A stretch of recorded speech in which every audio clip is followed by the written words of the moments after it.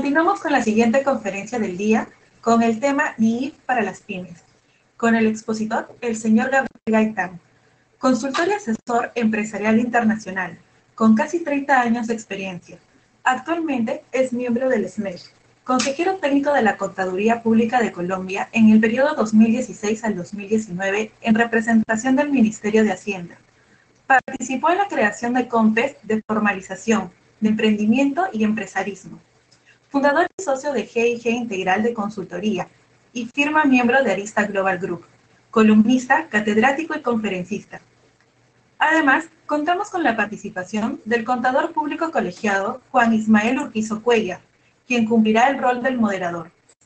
Contador público egresado de la Universidad Nacional de Trujillo y MBA de la Universidad de San. Cuenta con casi 35 años de experiencia profesional, 15 en el ámbito gubernamental y 20 en el ámbito privado. Auditor y docente de pregrado y posgrado. Ha sido directivo del Colegio de Contadores Públicos de la Libertad y también de la Cooperativa de Vivienda de Colegio, proyecto culminado con 414 viviendas. Actualmente es presidente del Comité Técnico Nacional de Gestión de Pequeñas y Medianas Empresas de la Junta de Decanos de Colegios de Contadores Públicos del Perú. Cedemos la palabra al señor Juan Ismael Urquizo.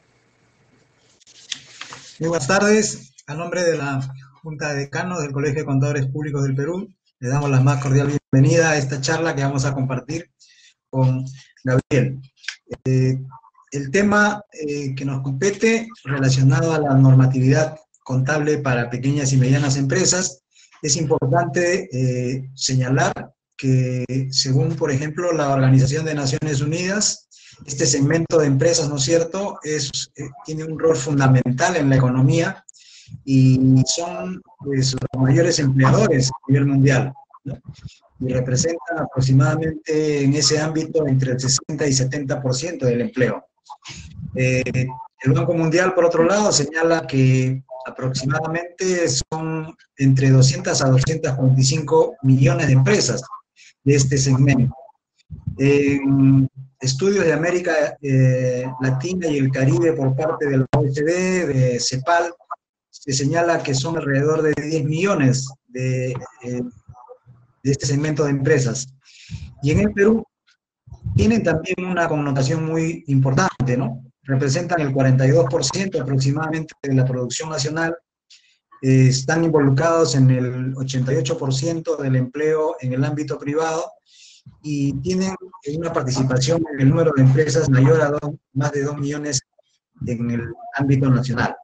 Bien, con esa información previa, yo quisiera también señalar que los antecedentes de las normas para pymes en nuestro país, las normas de contabilidad, pues han tenido lógicamente una evolución.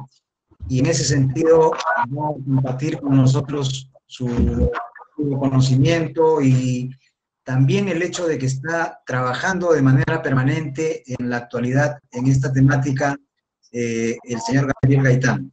Voy a dejar en el uso de la palabra y espero que podamos compartir estos minutos valiosos de aprendizaje, de conocimiento, y esperamos también la participación de ustedes para el rol de preguntas al final, posterior a la presentación que va a hacer Gabriel. Gabriel, buenas tardes. Juan, hombre, qué gusto volverte a ver, amigo. Das unas estadísticas que son contundentes y qué bueno que los países, las jurisdicciones se den cuenta que definitivamente parte de buscar que ese empresarismo, que ese emprendimiento tome auge y se fortalezca, es que tenga un orden no solo en el asunto de la contabilidad per se, esa parte técnica de la tenoría de libros, sino particularmente en lo relacionado con la preparación y presentación de la información financiera.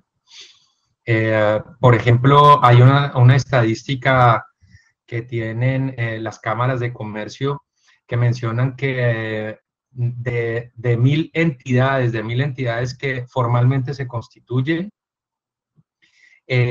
solamente 100 siguen el siguiente año. Es decir, hoy se constituyen 1000 y en un año solamente 100 continúan. Y al cabo de 10 años, de esas 100, hay solamente 10. Mucho de lo que se viene haciendo de estudios es que hay un problema que subyace allí, que es inherente, por ahora es inherente, y es no hay información financiera confiable que permita una toma de decisiones oportuna.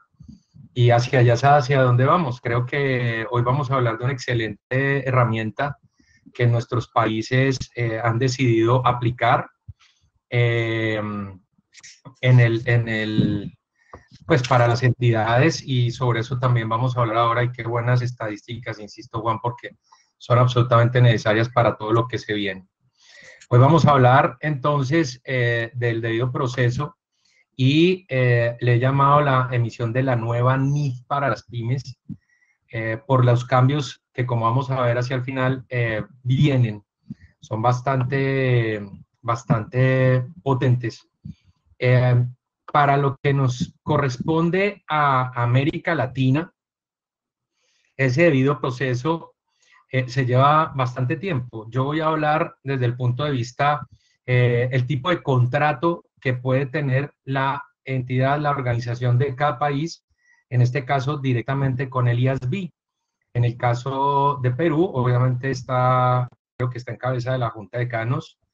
En el caso de Colombia, está en cabeza el proceso de los ministerios de Comercio, Industria y Turismo en primer término, y detrás de eso también está el Ministerio de Hacienda. Pero por ser organizaciones, por ser entidades estatales, IASB no contrata con entes del Estado, sino directamente lo hace con entes privados. Y hay una institución que es el Instituto.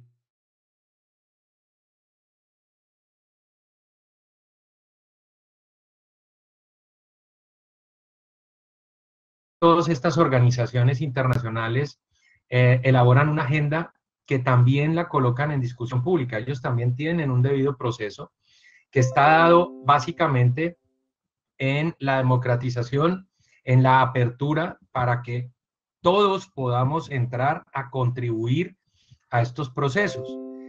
Hay dos tipos de contrato básicamente que les llamaré, por tal vez la traducción tal vez es lo más fácil de poder entender por este lado. Hay uno que es por convergencia y hay otro contrato que es endoso. El de la convergencia lo podríamos asimilar a una adaptación y el endoso a una adopción.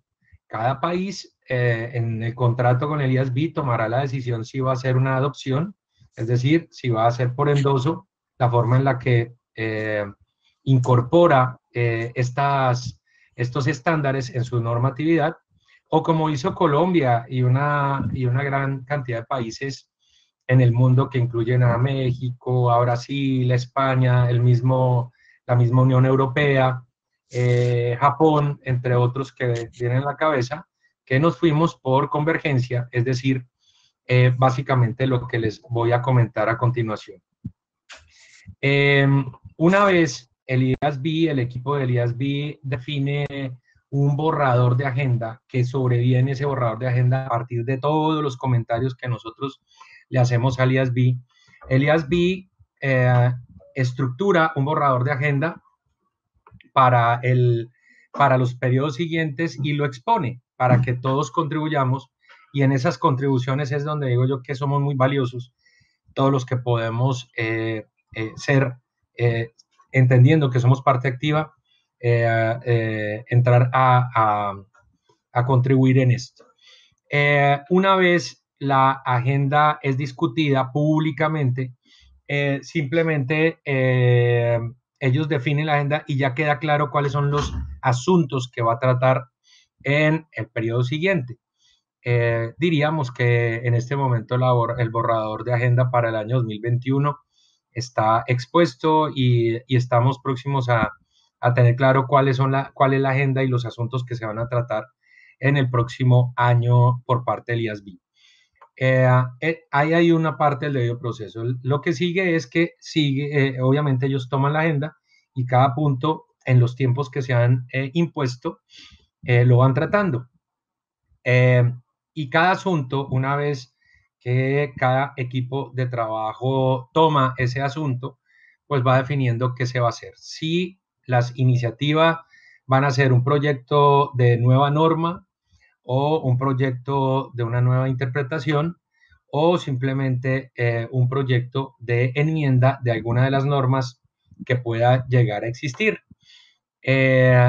Cuando esto sucede, obviamente emprenden el camino, utilizan algunos de los organismos que son del IASB o que algunos de los países, sus organismos también pueden entrar a hacer estas contribuciones de desarrollar algunos temas. Y una vez ya se haya hecho el trabajo un tanto investigativo, pero sobre todo muy aterrizado a lo que se requiere, sobre todo por la realidad económica en la que se está viviendo las circunstancias, pues simplemente lo toma, queda configurado un borrador de esta iniciativa y el IASB lo coloca en discusión pública después, obviamente, de haber hecho su respectivo trabajo, análisis y la discusión al interior. Cuando lo coloca en discusión pública, parte de este debido proceso es que hay una organización que se creó en 2014 que tiene como nombre Grupo Latinoamericano de Emisores de Normas de Información Financiera, GLENIF, al que pertenecemos 17 países. Está obviamente Perú, está Colombia, entre otros, y son países de América Latina. Y llega esa iniciativa, ese proyecto, llega a GLENIF por condiciones, por razones de derechos de autor y demás. Estas iniciativas deben ser traducidas, obviamente, a castellano y al portugués, incluye Brasil dentro de GLENIF, por supuesto. Pero sobre todo, parte de lo que tenemos que entender es que los ficheros oficiales deben estar ya para que se pueda lanzar el grupo técnico de trabajo, cómo se llama cada uno de los proyectos, de las iniciativas que lanza IASB y que toma GLENIF. GLENIF, como estamos 17 países, simplemente el tema lo pone en el directorio, qué país quiere hacer la coordinación, buscando que sea que por lo menos un país vaya tomando la coordinación de cada trabajo de estos proyectos. El país que es el coordinador debe establecer agendas, la atención y el ritmo de trabajo, por supuesto, de tal manera que en los tiempos perentorios que ha colocado IASB para recibir las respuestas, efectivamente se cumplan. Las discusiones las hace cada país al interior para hacer su aporte en este debido proceso.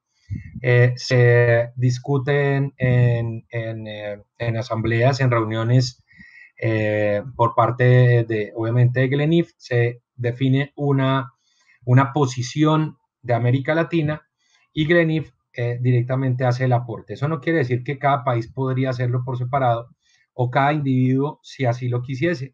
Esto es parte del debido proceso y es como se ha organizado. Una vez se hace la respuesta, sea por parte de GLENIF, sea por parte del país o por su parte, de todas maneras IASB toma los comentarios, hace los análisis de rigor e incorpora lo que haya lugar a partir del objetivo que se persigue. Una vez queda incorporado, de haber lugar a una discusión adicional la hace, de no haberlo simplemente el directorio del IASB toma la decisión de dejar ya el documento que es la nueva norma, la nueva interpretación o la enmienda de alguna de las anteriores y lo lanza. Una vez lo lanza, va a llegar, insisto, con este debido proceso de la traducción al castellano, debe llegar a nuestro país el fichero oficial y dependiendo, en el caso de Colombia, que tenemos un proceso de convergencia, acá se adelanta otra discusión ya con la norma establecida por el IASB. Se hace una discusión pública de tal manera que se reciban los aportes Eso lo hace el Consejo Técnico de la Contaduría Pública en Colombia, que es el organismo normativo. Y una vez reciba los comentarios en sala plena, se discuten, se incorpora lo que haya lugar, se deja un borrador de decreto y se le comunica a quienes son las autoridades de regulación. En el caso de Colombia, la Unidad de Regulación Financiera del Ministerio de Hacienda y la Dirección de Regulación del Ministerio de Comercio, Industria y Turismo. Su equipo toma esto, hace la revisión que haya lugar, pone en discusión pública ya el borrador de decreto, lo que reciba lo incorporan de acuerdo con la base técnica que tengan, y generalmente en diciembre están emitiendo los decretos reglamentarios que actualizan el decreto único reglamentario que tenemos en Colombia para que sea aplicado a partir del 1 de enero del año siguiente.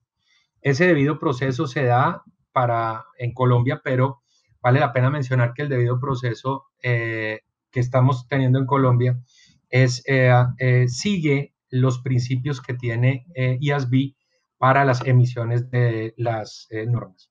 Todo esto que les estoy diciendo lleva a lo que ven en pantalla. Hace 11 años, con la ley 1314 del año 2009 en nuestro país, se ordenó que todas las personas naturales y jurídicas, personas naturales son las personas individuales, cada uno de nosotros, que por alguna razón ejecutemos alguna actividad de la cual devenguemos el sustento como independientes, ¿por qué no trabajadores independientes? Y en todo caso, independiente también de la forma de asociación, cualquier persona jurídica, sea societaria o no, están obligados a aplicar estos marcos técnicos que están contenidos hoy en 6 anexos. El anexo 1, que deben aplicar las entidades más complejas, las que están en bolsa y las más complejas, y que se basa en las NIF completas. El anexo 2 para las entidades que son moderadamente complejas y que se basa en lo que vamos a ver hoy, en la NIF para las pymes. Hay un anexo 3 que deben aplicar las entidades, las personas individuales, las personas naturales, y como les decía, las jurídicas, las microentidades.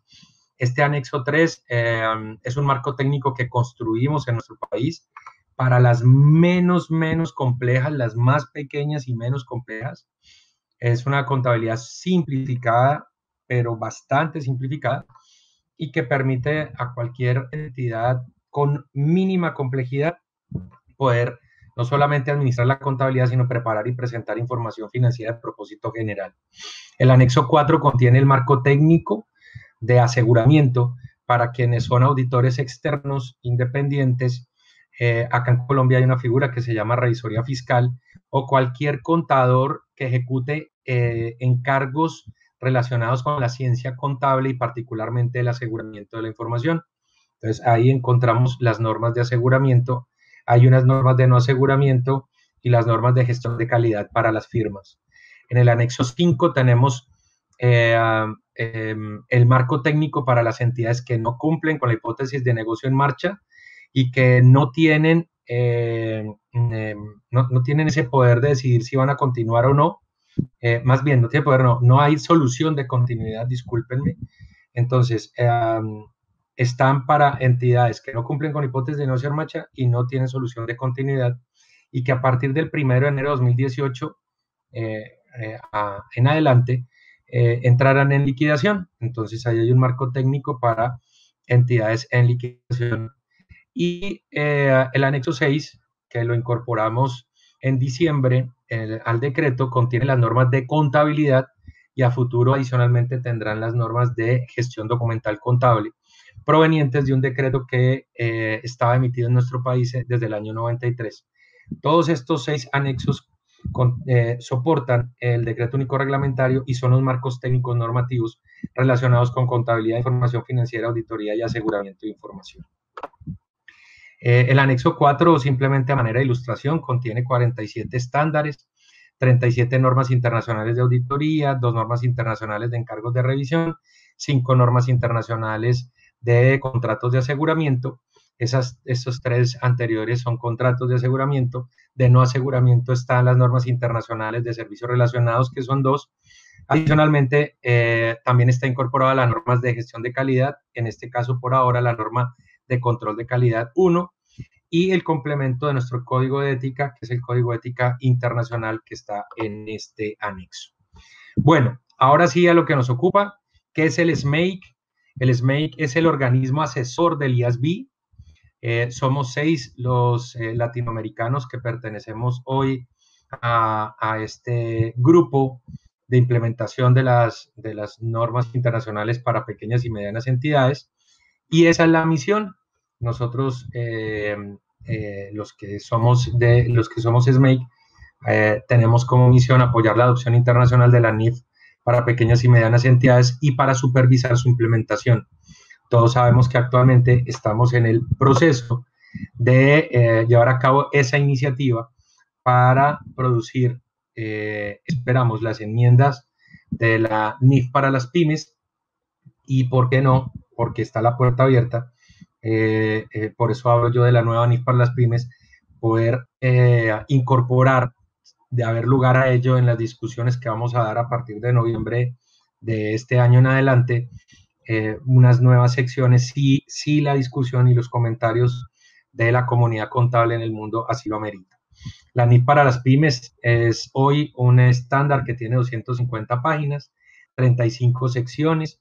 Fue diseñada para entidades pequeñas y medianas que no tienen la responsabilidad de emitir cuentas de manera pública. Se basa en principios de la NIF completas, pero son principios que se han simplificado para que este tipo de entidades puedan administrar su contabilidad, pero particularmente preparar y presentar la información financiera de propósito general, y se centra en las necesidades de información de prestamistas y una gran variedad de usuarios de la información financiera de cada entidad. Hoy, básicamente 86 de 166 países que tienen relaciones directas con el IASB requieren o permiten el uso de la NIF para las pymes, pero adicionalmente hay otros que en este momento están entrando a destacar: la Federación Rusa, en nuestro continente Bolivia, que está en ese camino de incorporar este ordenamiento en su normatividad. La primera revisión que se hizo posterior a la emisión, que fue en el año 2009, se hizo una revisión integral en el año 2012. A partir de esa fecha comenzó esa revisión integral. A partir de ese momento, y no antes de 2 años después de la fecha de vigencia de las enmiendas que se vayan emitiendo a la NIF para las pymes, con respecto a las revisiones exhaustivas anteriores que se hagan. Enmiendas significativas de esta primera revisión integral originaron permitir una opción para utilizar el modelo de valor revaluado en propiedades, planta y equipo. Estamos hablando de la sección 17. Requisitos alineados de reconocimiento y medición para particularmente sección 29, impuesto a las ganancias con respecto a la NIC 12, y la sección 34, activos de exploración y evaluación minera con respecto a NIF 6. Obviamente también dentro de las 57 parágrafos de las enmiendas a la NIF para las pymes, encontramos una cantidad de soluciones a las preguntas que le formularon a SMAKE o a IASB en su momento sobre los asuntos a tratar dentro de la NIF para las pymes. La segunda revisión integral busca opiniones sobre alinear la NIF para las pymes con las NIF completas. Beneficiará a los usuarios de estados financieros de propósito general preparados aplicando con la NIF para las pymes sin causar un costo de esfuerzo desproporcionado. Por eso se busca la alineación de principios de NIF para pymes con NIF completas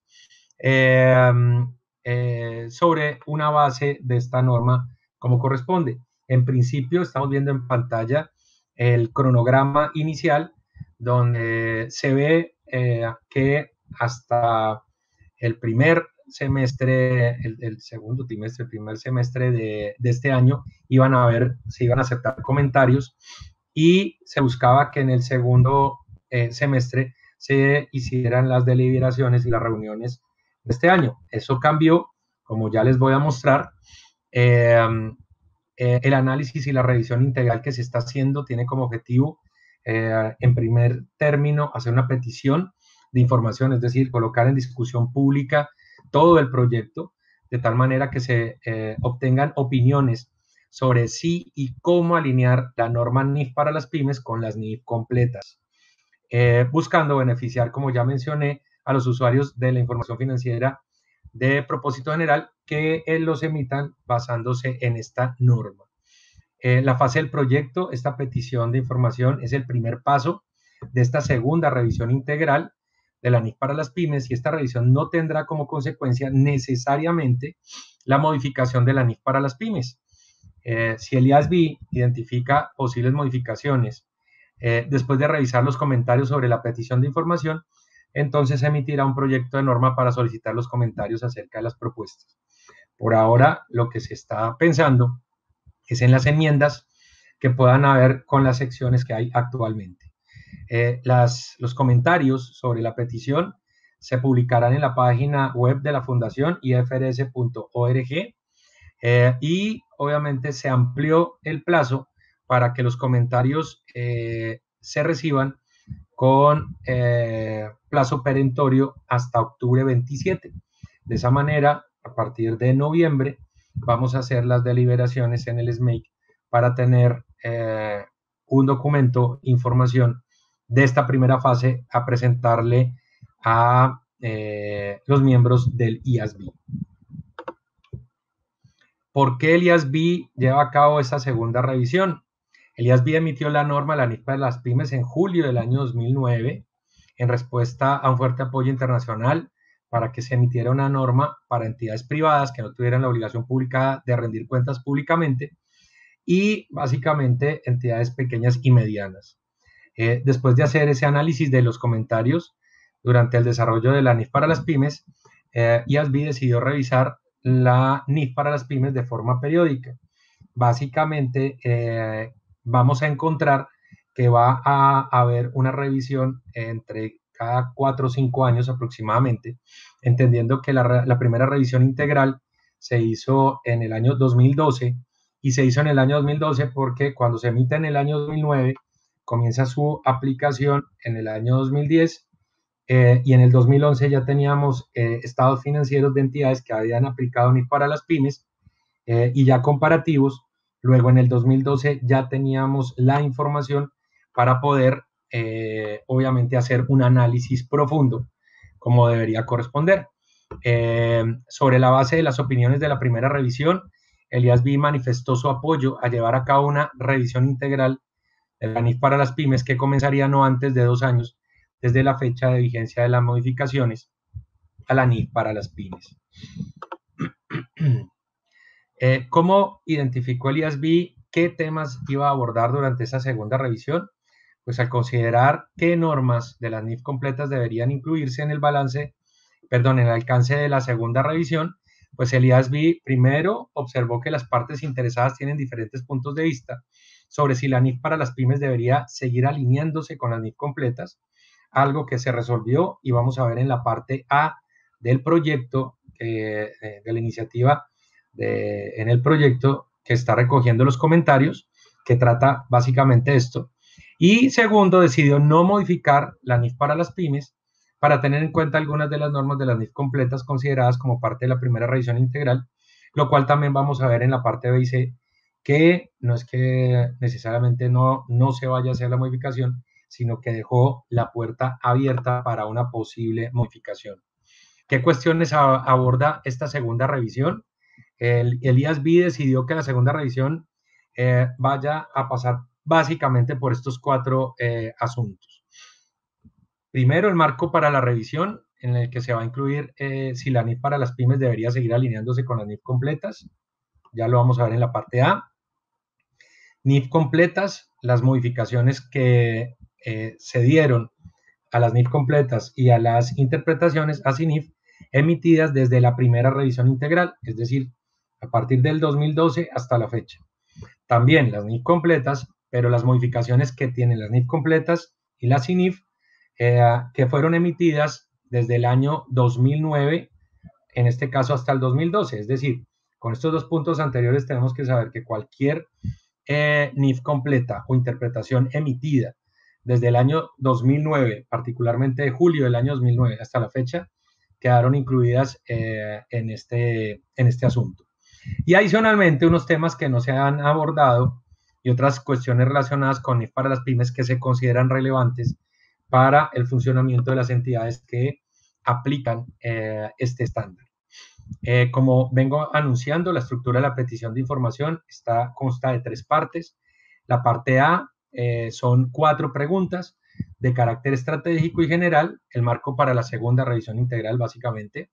La parte B contiene 18 preguntas sobre alinear las secciones de la NIF para las pymes con las NIF completas. Y la parte C tiene 4 preguntas y una adicional abierta sobre temas que no se han abordado y otras cuestiones relacionadas con la NIF para las pymes. Entonces, básicamente estamos dándonos cuenta aquí, estamos hablando de 27 preguntas en todo el compendio de este proyecto iniciativa. Rápidamente les voy a esbozar de qué se trata entonces, cómo pueden ustedes contribuir a todo este proceso. Bienvenidos, inclusive en reuniones en días pasados, con Juan habíamos mencionado que para Perú podemos organizar, ¿por qué no?, unos equipos de trabajo, unos grupos de estudio, que con el mayor de los gustos, como se lo manifesté a Juan y obviamente a la Junta de Decanos, estoy para servirles a fin de que podamos alinear y en el caso mío dar ese aporte, no para que sea yo el que responda, porque los que deben hacer la respuesta son ustedes, ni más faltaba, pero sí para que pueda haber cierta guía en temas meramente técnicos, conceptuales, para lograr una respuesta por parte del país. Esa parte A, inicialmente se abordaron 2 posibles enfoques para la segunda revisión integral. Hablo primero de la que ustedes ven en su pantalla a mano derecha, el enfoque de la norma independiente, que tenía como objetivo actualizar la NIF para las pymes, pero solo para cuestiones específicas que surgieran a raíz de la aplicación de la norma. Y los partidarios del enfoque de la norma independiente consideraban que la norma de la NIF para las pymes debería desarrollarse y modificarse teniendo en cuenta únicamente los requisitos explícitos y específicos para las pymes. Ahora en la parte izquierda vemos que el objetivo es alinear la NIF para las pymes con las NIF completas, entendiendo la simplificación de los requerimientos y de los principios. En este caso es un enfoque de la NIF simplificada. Los partidarios de este enfoque tienen claro que la NIF para las pymes, que simplifica los principios de las NIF completas, permite que la experiencia ganada al desarrollo de las NIF completas se utilice de forma eficiente para la correcta aplicación e implementación de la NIF para las pymes. Es congruente con la expectativa según la cual la NIF para las pymes refleja los mismos principios de las NIF completas, claramente simplificados, y es lo suficientemente flexible como para permitir que consideren los requerimientos y características específicos de las pymes.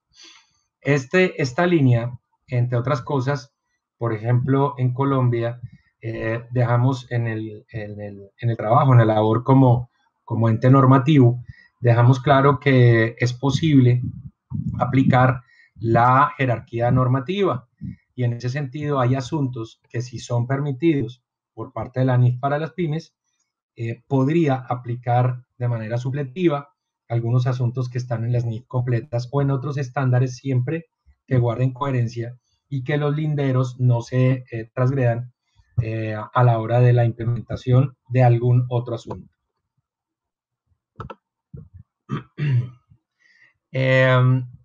Las preguntas de carácter estratégico y general, el IASB busca obtener opiniones sobre los principios que aplicó al considerarse obtener opiniones sobre la alineación, es decir, es el tema pertinente para las pymes. Cada vez que usted vaya a hacer la respuesta de algunas de estas 27 preguntas, pues qué bueno que usted aborde este pequeño flujograma. Segundo, pueden simplificarse los requerimientos de las NIF completas. Y tercero, los resultados representan fielmente la transición la transacción en palabras y cifras, ¿cuándo debería considerar el IASB la alineación? El IASB busca opiniones sobre cuánto tiempo debe pasar desde la introducción de una nueva NIF, una modificación a una NIF o una interpretación, una CINIF, para que ellos mismos incorporen esos cambios a la NIF para las pymes, siguiendo un debido proceso, como ya lo vimos. Las opciones son incorporar cambios emitidos antes de la fecha de publicación de la petición de información, que sean vigentes antes de la fecha de publicación de la petición de información, vigentes sobre los que la revisión posterior a la implementación se completó antes de la fecha de publicación de la petición de información, o basándose en otra fecha. Todo o cualquier respuesta que se dé claramente debe estar debidamente sustentada, justificada. En la parte B, alinear secciones específicas de la NIF para las pymes con las NIF completas, pues vamos a encontrar dos vertientes como lo vimos anteriormente. Las normas emitidas antes de la primera revisión integral, y de otra parte las emitidas desde la primera revisión integral. Tenemos entonces la NIF 3, combinaciones de negocios, los cambios que se han surgido a partir de esta, estados financieros consolidados NIF 10, acuerdos conjuntos NIF 11, medición del valor razonable NIF 13, beneficios a los empleados NIF 19, particularmente con la revisión que se hizo en 2011. Y con respecto a, por ejemplo, en conceptos, la sección 2, el marco conceptual para la información financiera. Sabemos que en NIF completa se emitió el marco conceptual en marzo de 2018 y que este año es de aplicación obligatoria en los países donde aplicamos también un marco técnico normativo basado en NIF completas. NIF 9, instrumentos financieros. NIF 15, ingresos de actividades ordinarias procedentes de contratos con clientes. Y por ahora, finalmente, la NIF 16, arrendamientos. Digo que por ahora porque podemos entrar en la sección C abierto para otros temas, como ya vamos a ver. Cada una de las normas anteriormente nombradas tiene unas preguntas consecuentes con la simplificación de los principios para que sea incorporado en un momento dado. La NIF 3, como acabamos de mirar, NIF 11, la NIF 10, el valor razonable. Recordemos que hay una definición en la sección 2, pero una mucho más romántica, y lo digo siempre así, en la sección 11, donde aparecen instrumentos financieros, y lo digo que es muy romántica porque cuando ya conocemos NIF 13, entendemos que ese estándar es todo un instructivo para la medición del valor razonable de lo que se quiera medir. NIF 9, y lo que se viene, sobre todo hay asuntos de cierta complejidad que deberían estar abordados en la sección 12. Los cambios que deberían estar alineados de NIF 19 con la sección 28. Y por supuesto, creo que conocemos todo los cambios en las definiciones, particularmente que trae el nuevo marco conceptual, los nuevos capítulos que no se habían abordado, unidad de cuenta, temas en cuentas, las definiciones de ente reportante, entidad que reporta, las definiciones de los estados financieros, las aclaraciones sobre la administración, siendo los responsables de las cifras, etcétera, etcétera. Y en la parte C, como les había anunciado, los temas no abordados en la NIF para las pymes, todo lo que hemos podido encontrar en NIF 14, cuentas de diferimentos de activos regulados, las simplificaciones al medir obligaciones por beneficios definidos, que en relación con lo que hoy está en la sección 28, criptomonedas.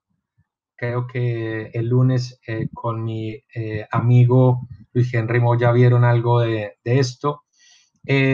Otros temas no abordados, que es lo que está buscando el IASB, que recibir algunos comentarios a ese respecto, y particularmente sobre cuestiones adicionales, entendiéndose que de golpe hay asuntos. Voy a poner un ejemplo, ni más faltaba. Valdría la pena, por ejemplo, incluir una sección de seguros. ahí lo dejo en el tintero, porque a esto debería fundamentarse como corresponde. Bien, los comentarios, ahí en pantalla estoy dejando unos enlaces. Por un lado, el del sitio web del fideicomiso ifrs.org, pero también Glenif, debemos saber que nuestro país hermano Venezuela es el país coordinador en Glenif de este GTT, que es el GTT 83, y ellos son los que están recogiendo todas las consultas. Vale la pena también mencionar que hay una cantidad de recursos disponibles en el sitio web del fideicomiso de IFRS, y inclusive pueden encontrar dos enlaces directamente con el SMAKE de preguntas y respuestas, porque para todos los efectos el SMAKE también es un organismo consultor de quienes quieran hacer las preguntas a que haya lugar. Antes de terminar, ni más faltaba, sé que pasado mañana se celebra, pero me uno a este festejo. Definitivamente es un motivo para celebrar con mis colegas y hermanos peruanos, y que Dios los siga bendiciendo y que los siga llevando por ese camino del éxito, no solo en el tema profesional, sino como nación y todo lo que tiene que ver con la parte profesional. Por lo demás, gracias por la atención. Ahora me despido de todas formas, pero quedo a su disposición para las inquietudes, las consultas a que haya lugar.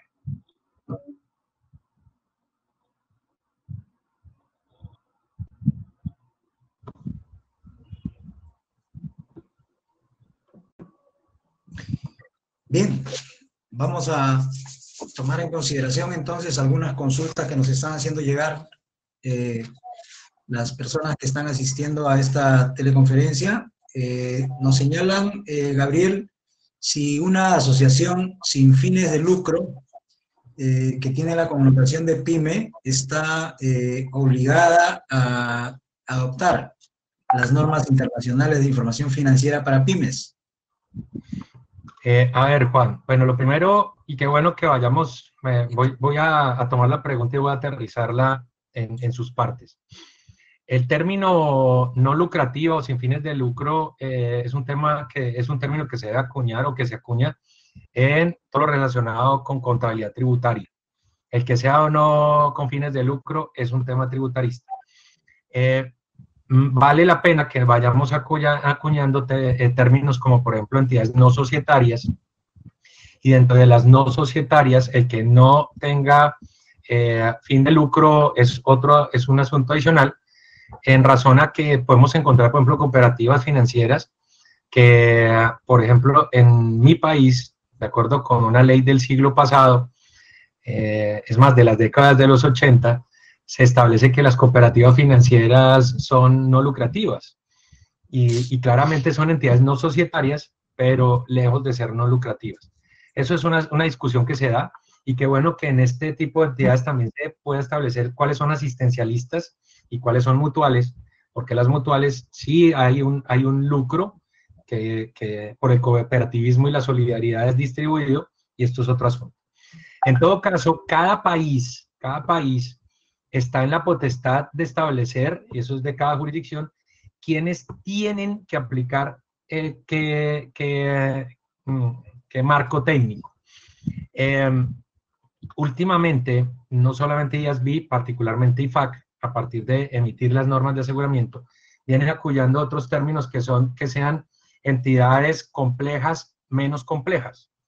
Debemos entender que las entidades menos complejas, la complejidad está dada por las clases de transacciones que habitualmente ejecuta, y si, por ejemplo, la NIF para las pymes, que es un marco técnico para entidades moderadamente complejas, le puede servir para que usted administre la contabilidad, pero particularmente pueda preparar y presentar información financiera a propósito general, bienvenido. Hay unas instituciones que vienen trabajando sobre esto particularmente. El ACCA ha hecho múltiples publicaciones al respecto. En Canadá también encontramos instituciones de educación haciendo investigación sobre qué marco técnico debería ser el que deberían aplicar las entidades no societarias y las que no persiguen algún lucro. Y definitivamente se han venido decantando por un modelo basado en la NIF para las pymes, que de pronto es el más cercano para los requerimientos de información de los múltiples usuarios de la información, obviamente, económica y financiera de las entidades.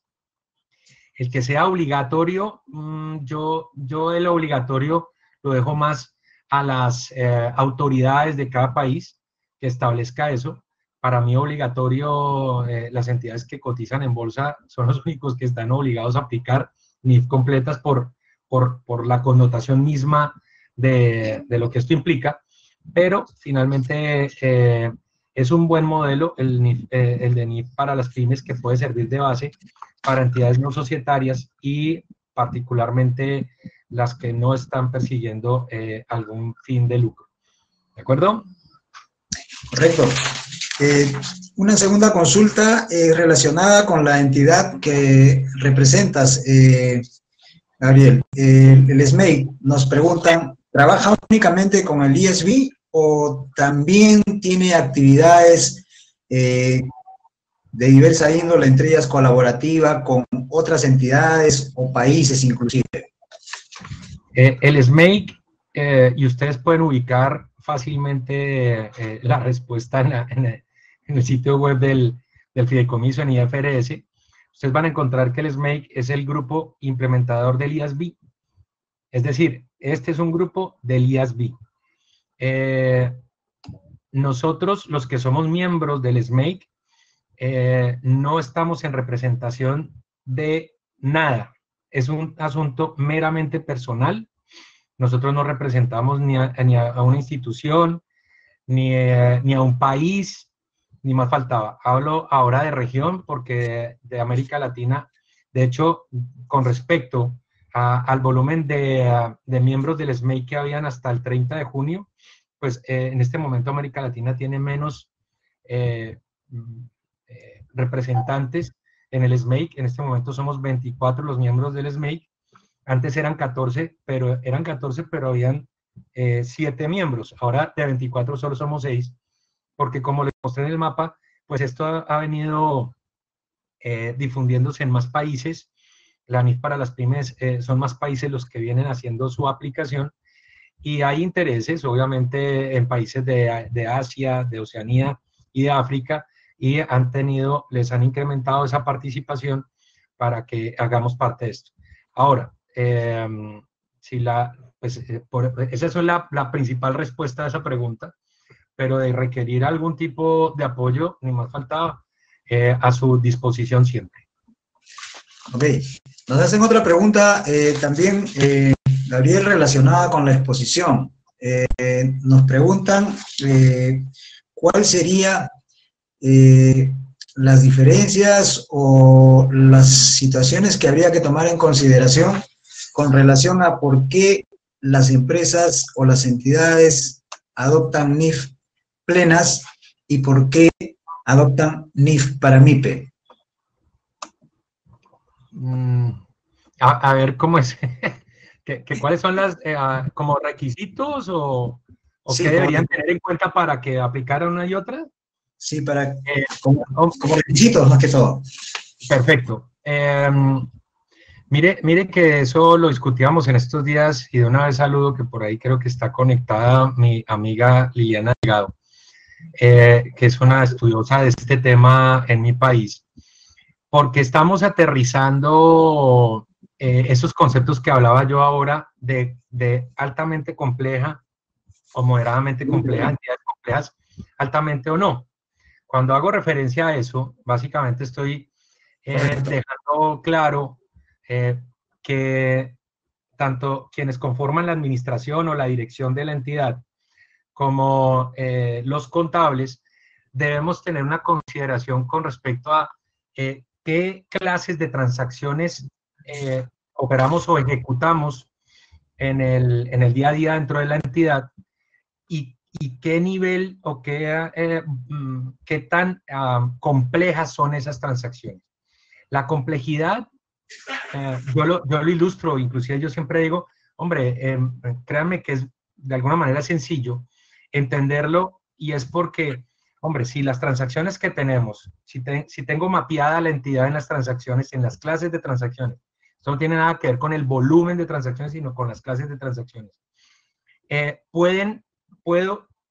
Esas transacciones que tengo en la entidad, las puedo administrar, permítanme el término administrar con la NIF para las pymes, entendiendo que tiene muchísimas menos opciones para poder preparar y presentar información financiera de cada una de estas transacciones que sean en la entidad.